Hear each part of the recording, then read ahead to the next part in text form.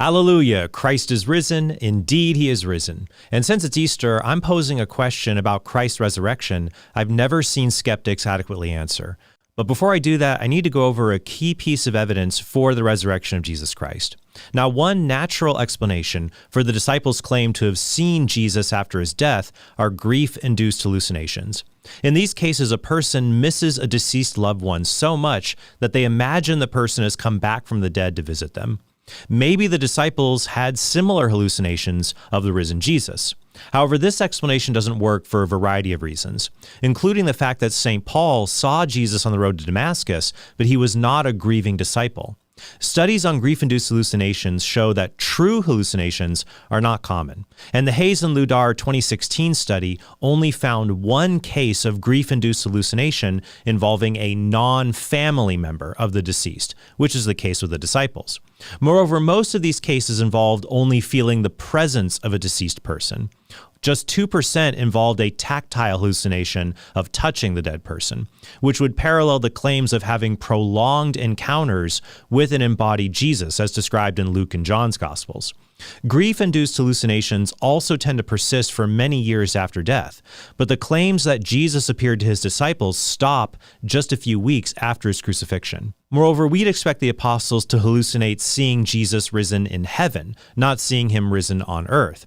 And Christ's empty tomb showed they were not merely hallucinating. But one of the biggest problems with the hallucination theory is that the historical evidence shows groups of people claim to have seen Jesus after his death, not just single individuals. These include the 12 apostles and even 500 other people, as recorded in 1 Corinthians 15. But hallucinations are like dreams. You can't share them because they're internal and subjective. The best explanation for groups of people claiming to have interacted with the risen Jesus at the same time is that all of those persons in those groups really saw the risen Jesus, and this convinced them that Christ rose from the dead. However, if Christianity were the result of natural processes, as critics allege, then we'd expect those processes to repeat themselves occasionally throughout history. We'd expect, for example, cases where a group of people claim to have seen a dead loved one return from the grave. So my question for skeptics of the resurrection is this: can you show other examples of groups of people having a grief-induced hallucination similar to the one you claim that the apostles had? In 2015, Gary Habermas and medical doctor Joseph Bergeron surveyed thousands of cases in the medical literature and could not find a single case of a group grief hallucination comparable to the group appearances described in the New Testament. One psychologist cited in their paper said the following: "I have surveyed the professional literature, peer-reviewed journal articles and books written by psychologists, psychiatrists, and other relevant healthcare professionals during the past 2 decades, and have yet to find a single documented case of a group hallucination. That is, an event for which more than one person purportedly shared in a visual or other sensory perception where there was clearly no external referent." Even some critics of the resurrection admit that there are no other examples of group hallucinations like it's proposed to have happened to the apostles. Chris Komarnitsky, in his book Doubting Jesus' Resurrection, writes the following: "If the group appearance traditions in 1 Corinthians 15, 5-7 are the result of people simultaneously hallucinating Jesus, there is no comparable example anywhere in history that I am aware of." Now, some critics will deny there were any appearances to the 12 or 500 believers or any groups of people. They'll say that Paul lied about these group appearances, even though Paul's willingness to be martyred showed his sincerity. Or that someone lied to Paul about these group appearances, even though St. Paul had the ability to check the veracity of these events because he met the apostles and he knew which of the 500 were still alive to be questioned. Or they'll say the group appearances were something really ambiguous, like everyone seeing a light in the sky, and not interactions with a corporal Jesus over 40 days as described in the Gospels, especially in Luke's Gospel. For a defense of the historical reliability of Luke in particular, see my dialogue with Godless Engineer, linked in the description below. In this episode, I'm not defending the historicity of these instances where groups of people claim to have seen the risen Jesus. Instead, I'm asking the question, Are there any other group hallucinations of a deceased person coming back to life that are comparable to what skeptics claim to have happened to these groups of apostles and other witnesses of Jesus? Here's what happened when I asked Doug from Pine Creek in our debate on the resurrection about this question. Can you cite any examples of groups of people having a grief I already said no. hallucination? Okay, good. But I probably could in the future if you give me time. Okay. Can you cite any studies of grief hallucination among non-family members, where we're primarily talking about people that are not spouses or children? Right now, no. Can you cite an example or a study talking about one person's grief hallucination causing another person to hallucinate the same person not seeing the person? No. Okay. Other critics have put forward alleged examples of true group hallucinations, but you'll see that they are disanalogous to the resurrection accounts, and so they don't provide a natural explanation for the apostles' group report of seeing the risen Jesus.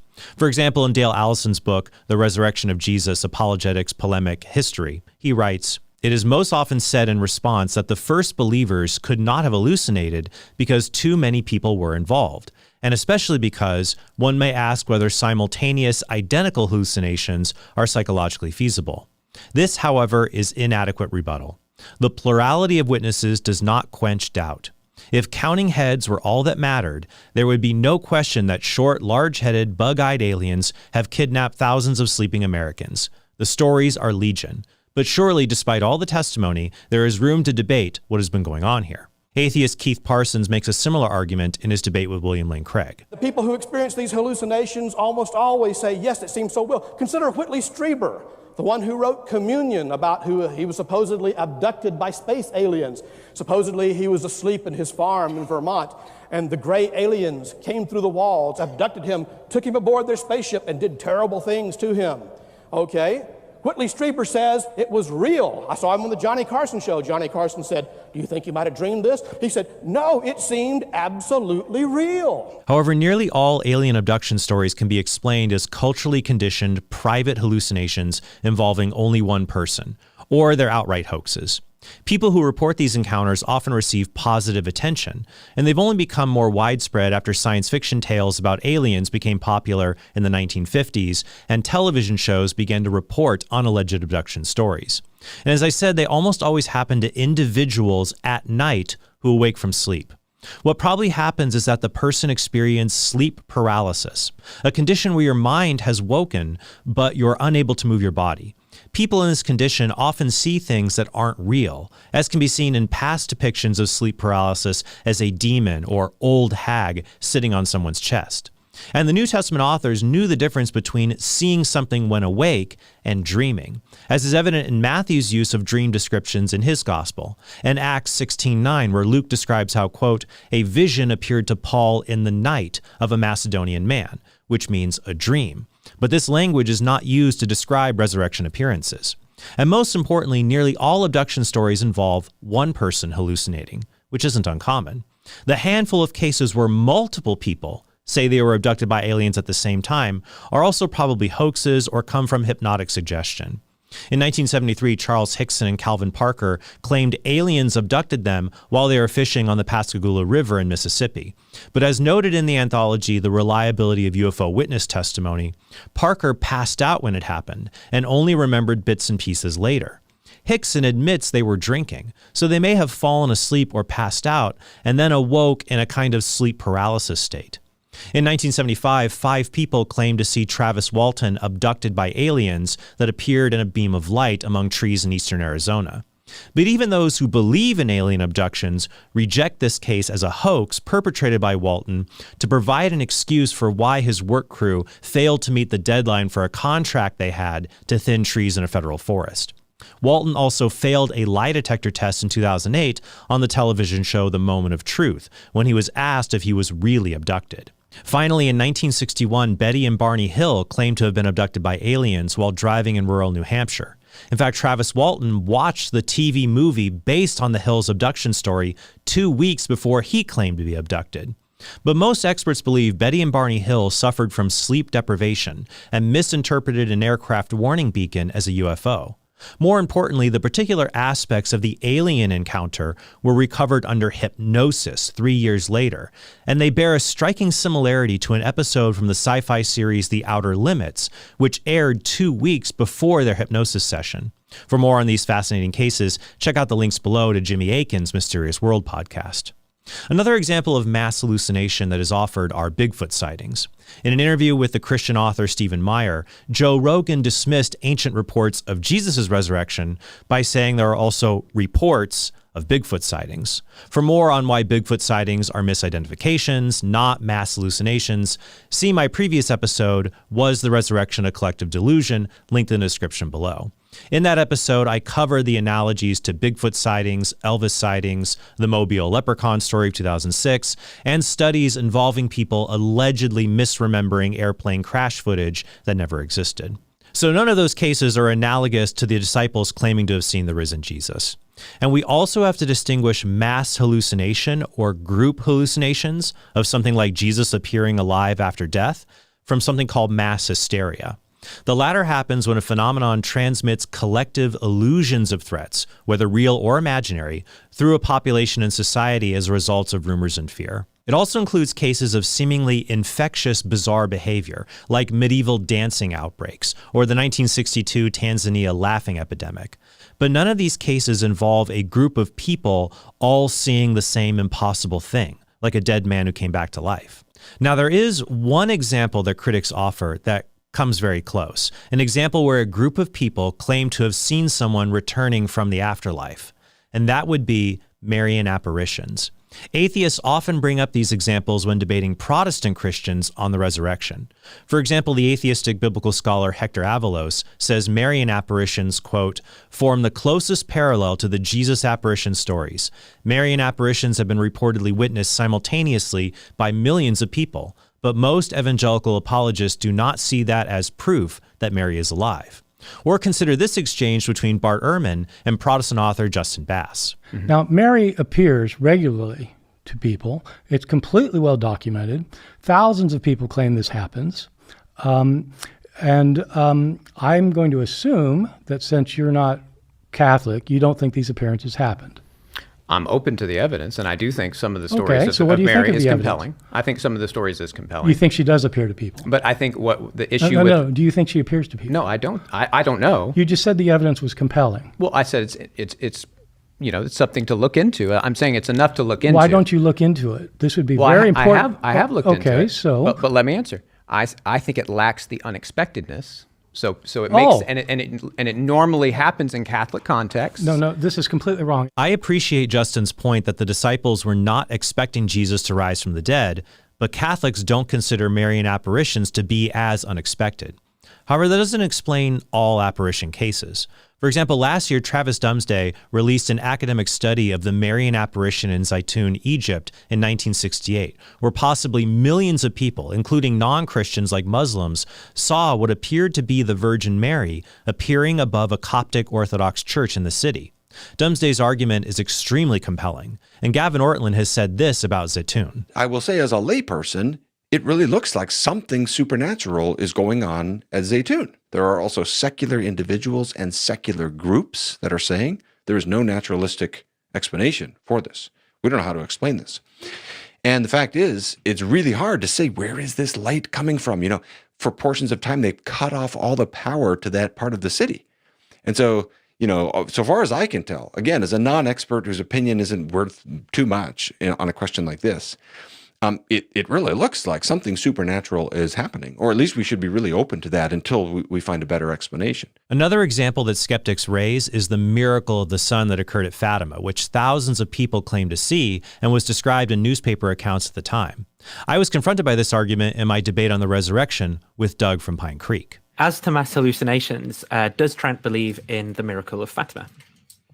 Yes. So this is the claim that the Virgin Mary appeared to a group of witnesses in Fatima Portical, claiming that they saw the sun moving in the sky, appearing to dance. I don't believe the sun or earth changed their normal rotation, but I think it's very possible that God caused an optical effect to occur to make it appear what normally you would not have naturally seen, that they saw that.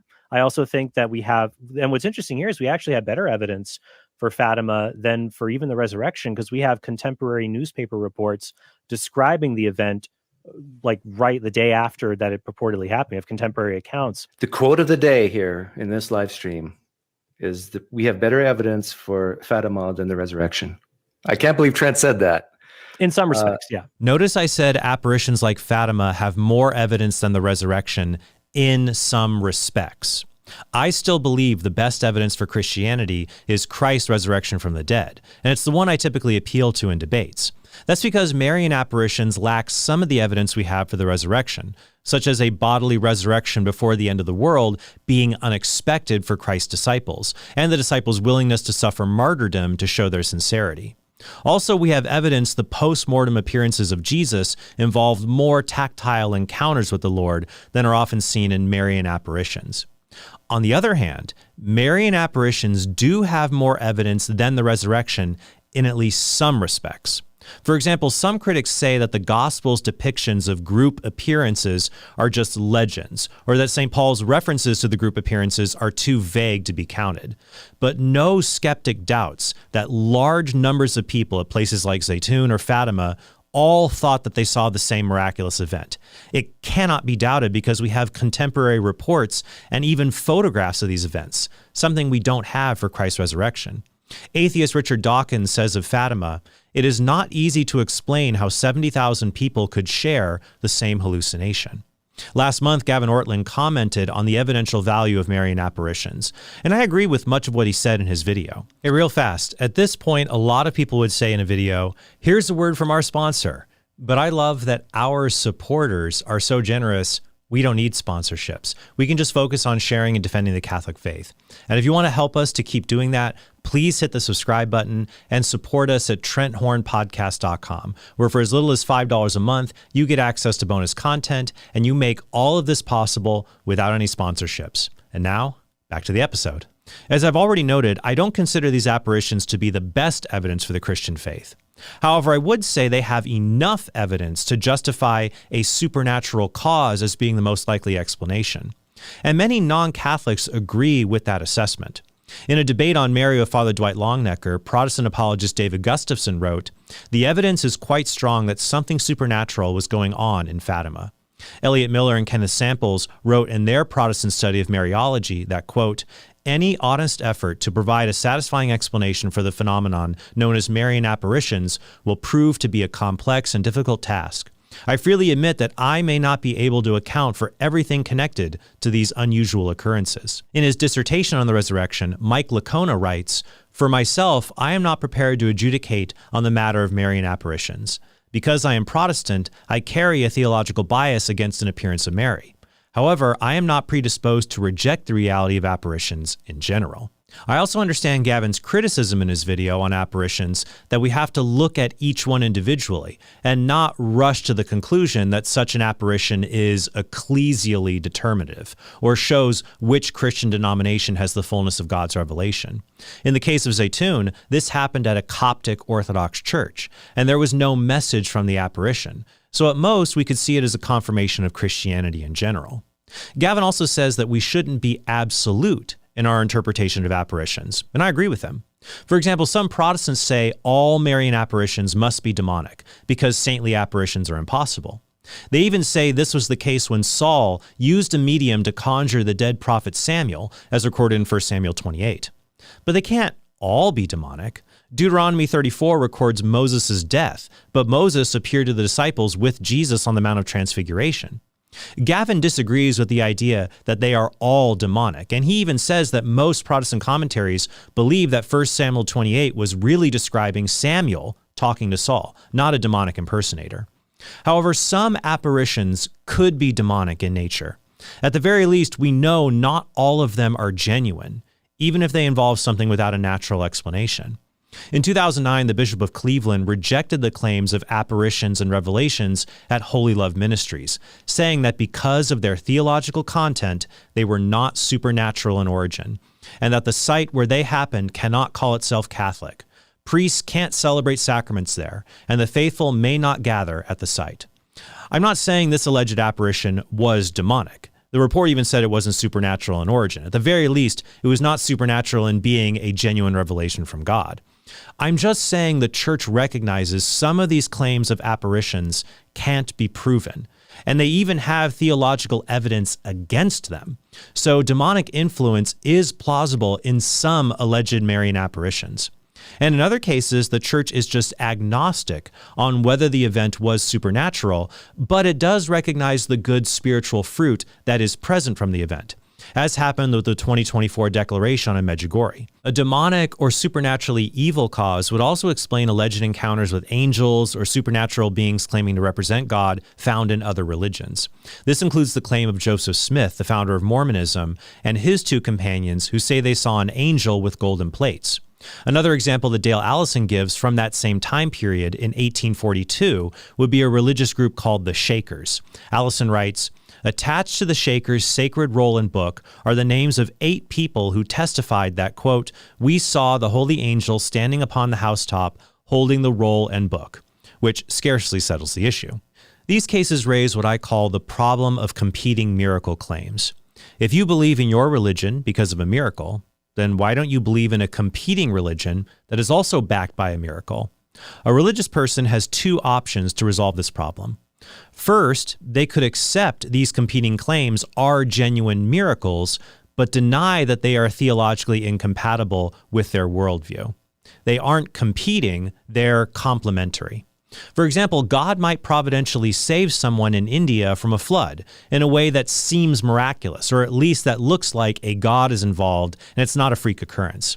The person who is saved might pray to a Hindu deity for help and mistakenly think that this false Hindu god saved him. Now, God knows this will happen if he intervenes, but he may still choose to intervene anyways because God loves this person. Likewise, God might empower a Protestant minister to miraculously heal someone in Jesus' name, but this miracle is not a validation of Protestant theology. It's just a validation of the saving power of Jesus Christ. So that's the first option. The second option would be to deny that the competing miracle is really a miracle. You might offer a natural explanation, like legends, fraud, sincere hallucination, or a supernatural explanation, a non-divine cause like demonic activity when confronted with competing miracles in Islam, Hinduism, Mormonism, and other non-Christian religions. For example, see my previous videos showing that the Quran is not a miracle, and alleged miracles of Muhammad, like splitting the moon in 2, are ahistorical legends. When it comes to Mormonism, the Shakers, and similar groups whose allegedly miraculous message contradicts what God has already revealed, a Christian would just deny that whatever is involved here is a miracle. In my episodes on Mormonism, I show how there are plausible natural explanations for these cases. But they could also be the product of supernatural demonic activity designed to lead people away from the one true triune God. In fact, 2 Corinthians 11:14 says that the devil can disguise himself as an angel of light. And Galatians 1:8 warns about angels preaching false gospels. Although this response leads to what might be called the arbitrariness objection. How do you know the miracles of your own religion are from God, whereas the alleged miracles of other religions are not miracles at all, but demonic supernatural activity? Are you just arbitrarily deciding that miracles you don't believe in are really demonic, even if they have just as good evidence as the true miracles you do accept? No, because we can use objective standards to weigh the evidence for individual cases. Jesus himself was accused of using demonic powers to drive out demons, to which he pointed out that it doesn't make sense for Satan to work against Satan. Plus, we have good reason to believe the resurrection is a miracle and not a demonic counterfeit, because creatures, including demons, can't perform genuine miracles. Only God can do that. For example, as the author of life, only God can raise the dead, as St. Thomas Aquinas points out in the Summa Theologia. And if we know God raised Christ from the dead, then we are justified in rejecting so-called miraculous private revelations, be they of Joseph Smith or Ellen G. White, the founder of Seventh-day Adventism, or even a self-proclaimed Catholic visionary. We can reject any of these teachings that contradict what God already revealed. When it comes to miracles among Christian denominations, however, this is where it gets interesting. God could perform a miracle through a non-Catholic Christian to demonstrate the truth of the gospel. This would parallel the following event in Luke's gospel. It says, John answered, Master, we saw a man casting out demons in your name, and we forbade him because he does not follow with us. But Jesus said to him, Do not forbid him, for he that is not against you is for you. So miracles in Protestant communities may just be a vindication of the general truth of Christianity. However, there seem to be many more cases in Catholicism of miracles whose message is not just a vindication of the gospel, but a vindication of distinctly Catholic doctrines, like the real presence of the Eucharist being seen in hosts that miraculously turn into human flesh, or relics that heal people, or Marian apparitions saying that they are the Immaculate Conception, like the apparition at Lourdes, among many other Catholic miracle claims. One of the criticisms the Protestant reformers had to address was that God seemed to vindicate Catholicism with miracles, but had not done the same for Protestants. For a measured use of miracles to show Catholicism is true, I recommend Tyler McNabb and Joseph Blotto's article, Mary and Fatima, a modest C-inductive argument for Catholicism, that I'll link to below, and which you can also learn about in McNabb's recent appearance on Capturing Christianity with Cameron Bertuzzi, that I'll also link below. And if you're Eastern Orthodox and think the miracle of the Holy Fire proves orthodoxy is the one true church, check out Jimmy Akin's Mysterious World episode on that, linked below. So let's pull all of this together. Skeptics often try to explain groups of people seeing the risen Jesus as cases of group hallucinations, yet they cannot offer similar examples of groups of people having a grief-induced hallucination. In fact, the closest example that they do offer are groups of people seeing the Virgin Mary after the end of her earthly life, which isn't a problem for Catholic defenders of the resurrection. However, the large number of distinctly Catholic miracles throughout history, including Marian apparitions that some Protestants say are supernatural in nature, should be unsettling to a group of people that I call pleasant Protestants. Now, who are they? Well, they are not the unpleasant Protestants who think the Catholic Church teaches a false gospel, and so Catholicism damns people to hell. If you have that unpleasant view, then it's quite natural to assume all Catholic miracles are demonic deceptions that entice people to join a false religion so they will be damned for all eternity. But what if you're a more pleasant Protestant who just thinks that Catholicism is a Christian denomination capable of leading people to salvation? Catholicism just has theological errors, like any other denomination you don't belong to, and that's the only reason you aren't Catholic.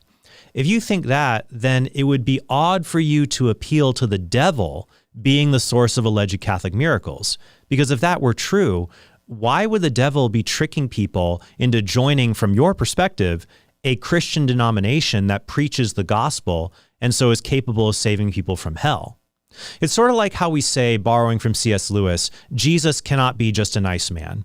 Jesus is either a liar, a lunatic, or the Lord. But Christ's testimony, his holiness, and his miracles, like his resurrection from the dead, show he must be Lord. Likewise, the Catholic Church, with its teachings on the Eucharist being the one Christ we adore, the witness of the saints, and the overwhelming amount of Catholic miracles throughout history, show the Catholic Church can't merely be a nice church. Catholicism is either deceptive, demonic, or divine. And I would encourage Protestants to think really, really hard about which conclusion you want to draw, because the fate of your eternal soul depends on being obedient not just to Christ, but to the church that he established, what St. Paul called the pillar and foundation of truth. We covered a lot of ground in today's episode, and if you like more information on the truth of Catholic doctrine, check out Catholic.com and my book, The Case for Catholicism.